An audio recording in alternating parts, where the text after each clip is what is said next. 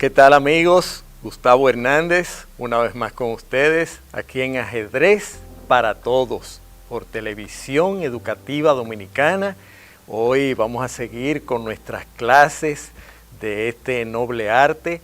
Vamos a tocar hoy temas de mucha trascendencia, como les prometí.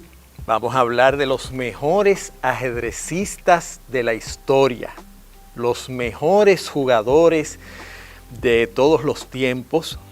La verdad es que en todo deporte lo que llama, lo que mantiene atrapado al ser humano es la estrella, el estelar.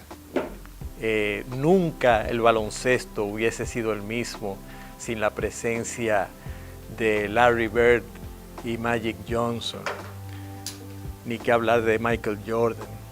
El tenis nunca hubiese sido tenis sin Bjorn Borg y John McEnroe, o sin Nadal y Djokovic. Y así mismo es con el ajedrez. Hay hombres que llenan épocas, que sientan un precedente, que son ejemplo para todo el mundo, que instauran nuevos métodos. Y de eso es que vamos a hablar hoy, de los grandes entre los grandes.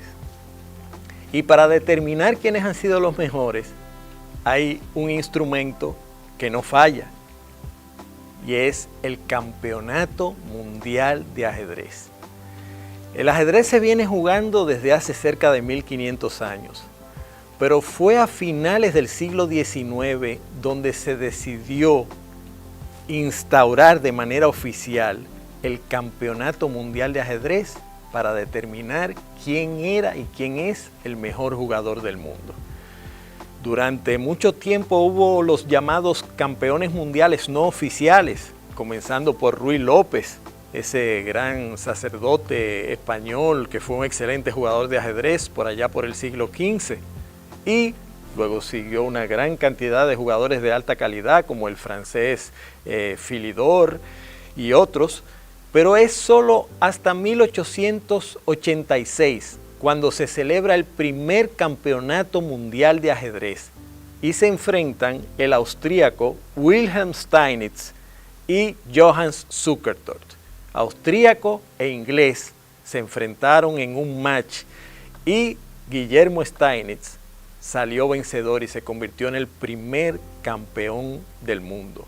Un hombre importante para el ajedrez, recordado por haber instaurado el juego posicional, que en ese entonces no existía, algo que Dios mediante vamos a tratar en clases frente al tablero.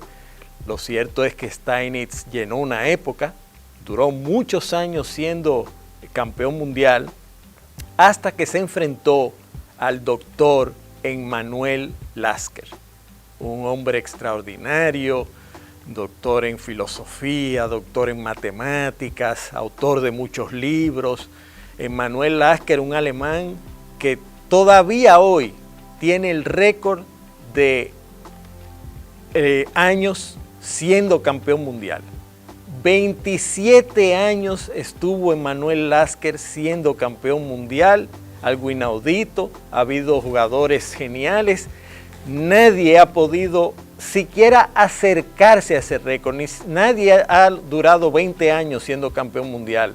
Solo Lasker con sus 27 años, un hombre que además era polifacético, un hombre que vivió una vida muy fecunda, muy interesante. Lasker dura todas esas décadas reinando sin mayores inconvenientes hasta que se enfrenta el único latinoamericano que ha sido campeón mundial de ajedrez absoluto, el inolvidable José Raúl Capablanca, el cubano que nació para jugar ajedrez, el llamado hombre máquina, quizás el hombre nacido con más talento para jugar el ajedrez. Capablanca quizás ya tenía unos años siendo el mejor del mundo, Lasker ya estaba entrado en años y Capablanca le reta a un match. En ese entonces, el match por el campeonato mundial no es como desde hace mucho tiempo. que hay unas eliminatorias a nivel mundial, se van eliminando los jugadores en distintas áreas del mundo hasta que llega un retador y se enfrentan en un match los dos mejores. En aquel entonces eso no existía la Federación Internacional de Ajedrez. ¿Qué se hacía? El jugador que entendía que tenía chances de ser campeón, que tenía el talento, la fuerza para ser campeón, buscaba una bolsa de dinero y retaba al campeón. El campeón decía, bueno, quien quiera jugar conmigo, que busque tal cantidad de dinero y que aparezca una sede que quiera organizar el evento. Y bueno, Capablanca tuvo la suerte de que en su Cuba natal querían organizar ese match. Cuba con una gran tradición ajedrecística, y apareció el dinero y apareció el match. Quizás el gran error de Emanuel Lasker fue aceptar jugar ese match en La Habana. Porque para un hombre alemán acostumbrado a otras temperaturas, con más de 50 años de edad, ir a jugar con ese calor tropical en un ambiente inhóspito, porque aunque no se crea, en ajedrez también existe lo que se puede llamar ventaja de la casa. No es solo en el béisbol, en el baloncesto. Un ajedrecista que está jugando en el país de su rival, cuando camina por la calle se da cuenta que todo el mundo lo mira deseándole que pierda. A veces se toman iniciativas para desconcentrarlo, y además, en este caso particular, Lasker se sintió sofocado, tuvo problemas de salud durante el match, y el match fue un paseo. 4-0 ganó Capablanca, y así perdió Lasker finalmente, después de 27 años, su título mundial. ¿Quién sabe lo que hubiese sucedido si ese match lo juegan en Europa, en otro tipo de clima, con otras circunstancias? Lo cierto es que Capablanca merecía ser campeón, tenía la fuerza para ser campeón y reinó por 6 años. José Raúl Capablanca es un caso único en la historia del ajedrez mundial. Un hombre que prácticamente nunca estudió ajedrez. Casi todos los campeones mundiales han sido devoradores de libros, lectores insaciables, dedicados enfermizos al ajedrez. Capablanca nació con un talento natural que le permitió jugar ajedrez al más alto nivel sin prepararse para su rival de ese día. Se aparecía, se sentaba frente a la mesa y jugaba con ese gran talento natural, y así estuvo cosechando éxitos durante muchísimos años.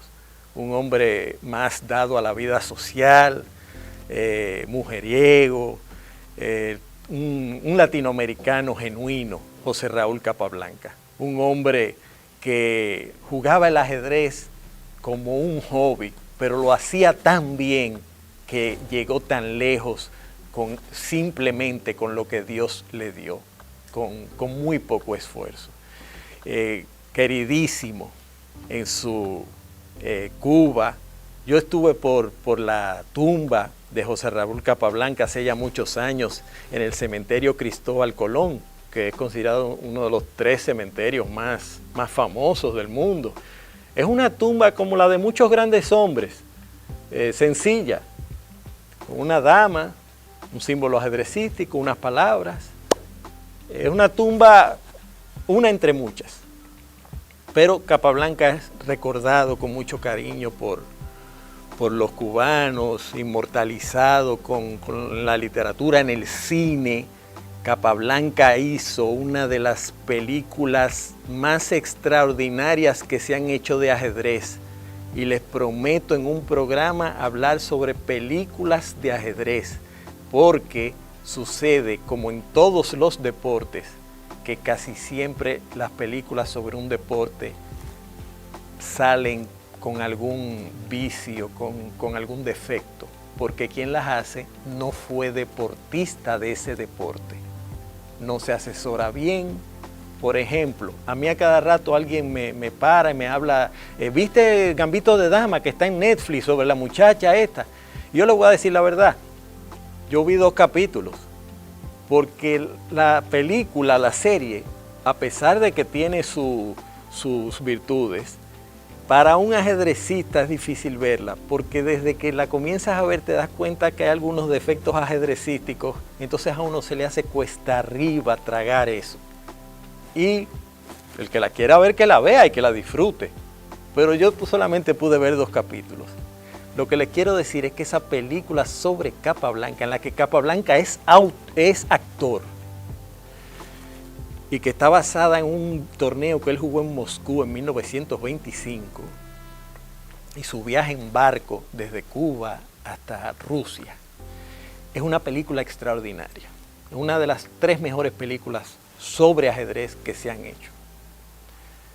Y en ese sentido, Capablanca ha sido inmortalizado en el arte de muchos, incluso intelectuales, artistas cubanos. El gran Nicolás Guillén, ese gran poeta, le dedicó unos versos, no sé si los puede recordar. Y tú, que vienes de Cuba, ¿viste a Capablanca? Capablanca no está en su trono, ejerce su gobierno en el mundo, anda, camina en su caballo blanco, caracoleando sobre puentes y ríos, junto a torres y alfiles, el sombrero en la mano para las damas, la sonrisa en el aire para los caballeros, y su caballo blanco sacando chispas puras del empedrado. Qué gran poeta fue Nicolás Guillén. Un hombre muy querido no solo en Cuba, Capablanca, sino en toda Latinoamérica, por esa proeza. ¿Qué sucede con Capablanca? Dura 6 años siendo campeón mundial, de 1921 a 1927, hasta que enfrenta a uno de los grandes de todos los tiempos, un jugador inmenso, dedicado, talentoso, genial, el doctor Alexander Alekhine, nacido en Rusia, nacionalizado francés. Alekhine se prepara concienzudamente para este match, que se juega en Latinoamérica, pero en un clima mucho más favorable para un europeo. Se juega en Argentina, en Buenos Aires, clima más templado, no en la tropical Habana, donde tuvo la fortuna Capablanca de obtener el título. ¿Y qué sucede? Se enfrentan en un match sin cuartel los 2 mejores jugadores de ese tiempo y 2 de los mejores de la historia.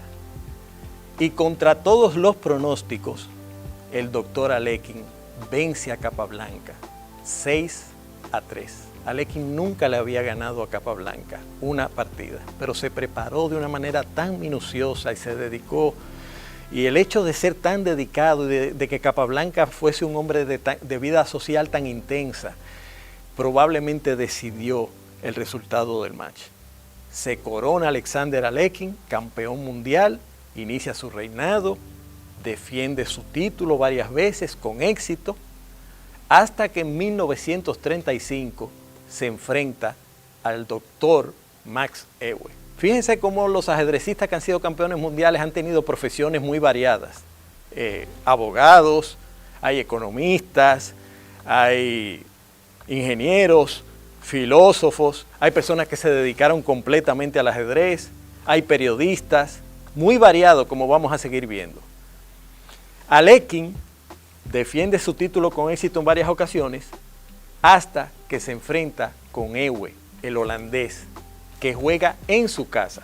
Varios mecenas holandeses consiguieron el dinero para que el match se jugase en varias ciudades holandesas, y Euwe enfrenta a Alekhine en su país.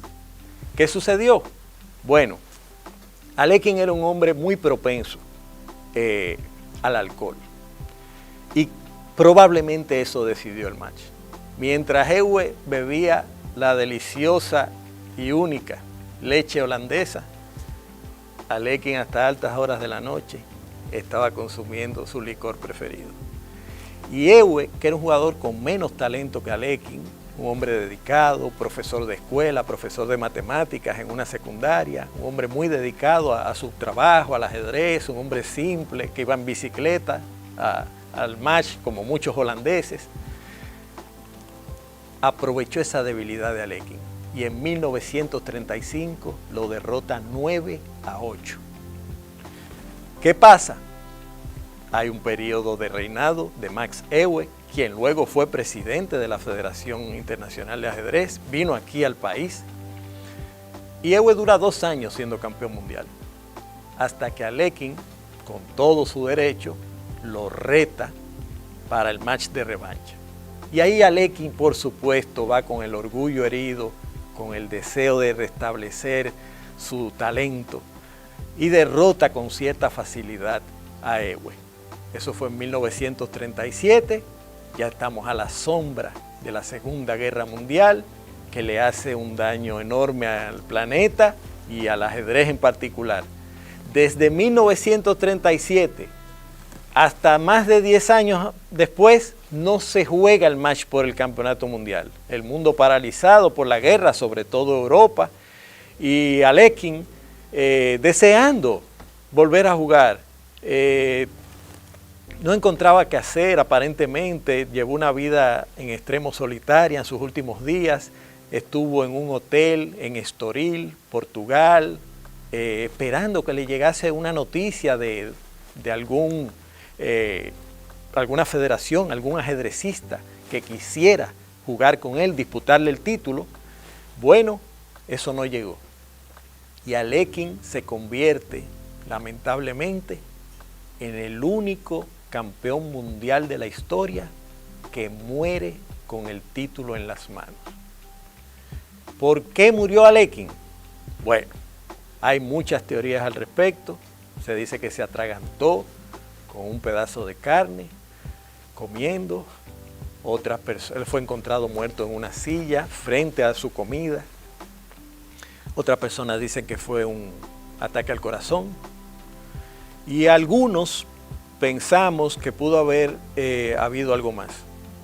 Alekhine durante la Segunda Guerra Mundial fue reclutado por los nazis en una especie de intercambio de no ser atrapado, de no ser hecho preso y que diese exhibiciones de ajedrez a nombre de los alemanes, en parte para limpiar la imagen de lo que estaban haciendo en el mundo, de aquella atrocidad.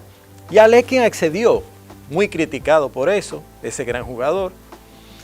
Y bueno, Alekhine estaba en una lista negra, una lista de personas que eran buscadas por haberse confabulado con Hitler y los nazis. Y se piensa que pudo haber sido asesinado. Eso es algo que ha quedado bajo una nebulosa, pero quería comentarlo porque el 99% de los ajedrecistas no sabe eso.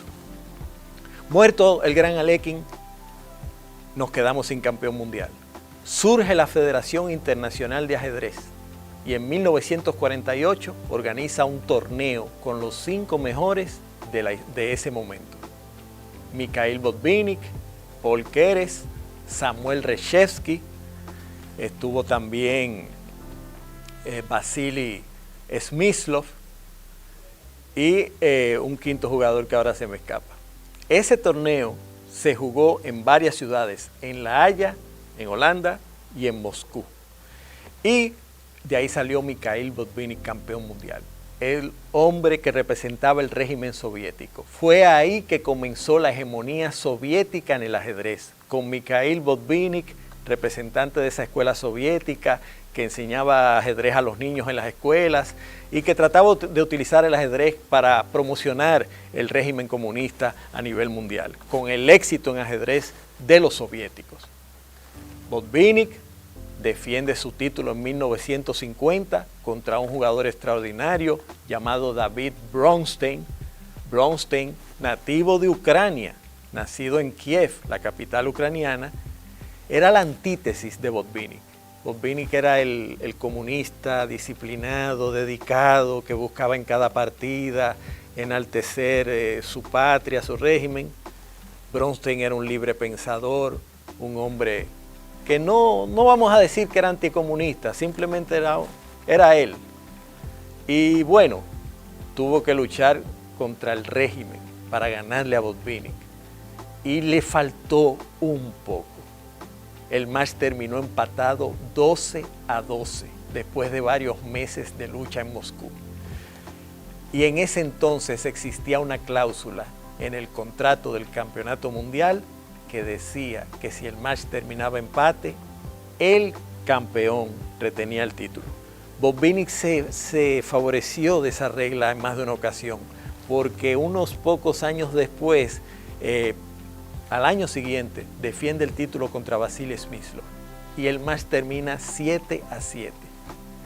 Así que Botvinnik, sin ganar el match, seguía siendo campeón, porque esa regla lo favorecía. Una regla injusta, porque si el match terminó empatado, ninguno es mejor. Se debiera crear un sistema de desempate, que es lo que se hace actualmente. Pero Botvinnik seguía siendo campeón porque esa regla existía. Luego Botvinnik pierde el título de Smyslov, lo recupera porque existía otra regla que favorecía a Botvinnik, para que ustedes vean lo que el ambiente político, social puede influir en los resultados frente al tablero.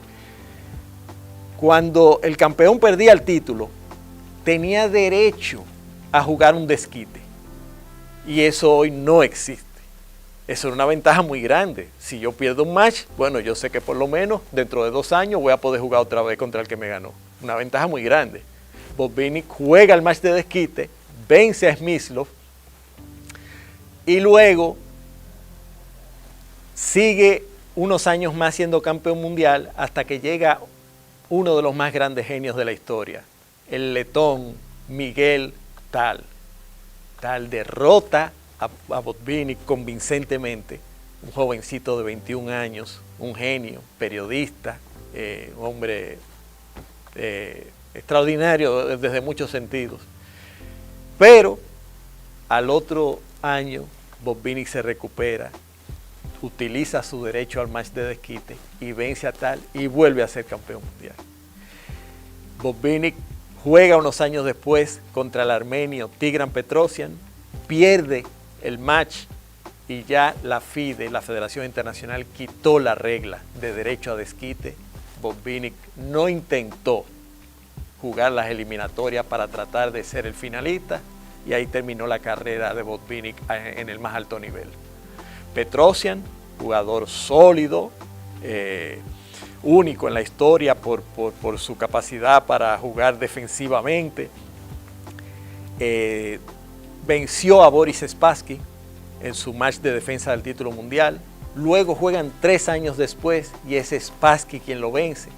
Y luego viene un momento crucial para el ajedrez mundial, un momento que cambió el ajedrez. Bobby Fischer, el genio norteamericano, reta a Boris Spassky, barre en las eliminatorias y derrota a Spassky en Islandia en 1972. De hecho, en estos días se cumplen 50 años de ese gran match. Bobby Fischer, extravagante, excéntrico, genial, derrotó al régimen soviético. Él no pudo seguir jugando ajedrez, no quiso, impuso unas condiciones grandísimas para poder seguir jugando. Y entonces la FIDE le despojó de su título a la Federación Internacional. En 1975, 3 años después, surge la nueva promesa soviética, Anatoly Karpov. Y es entonces que viene el reinado de Karpov. Varios años de otro hijo mimado del régimen soviético, muy protegido,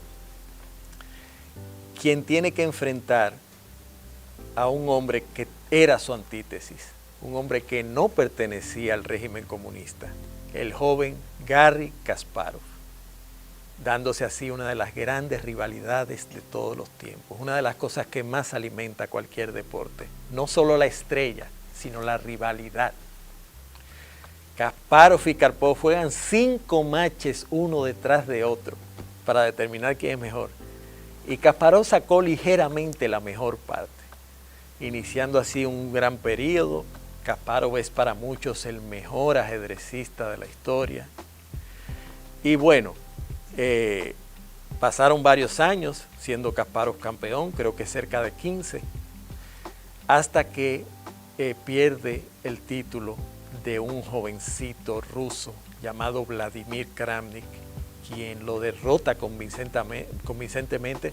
No es que Kramnik fuese mejor que Kasparov, se preparó mejor para ese match, fue más enfocado y lo derrotó convincentemente 2-0. Kasparov no le pudo ganar una sola partida al sólido Kramnik.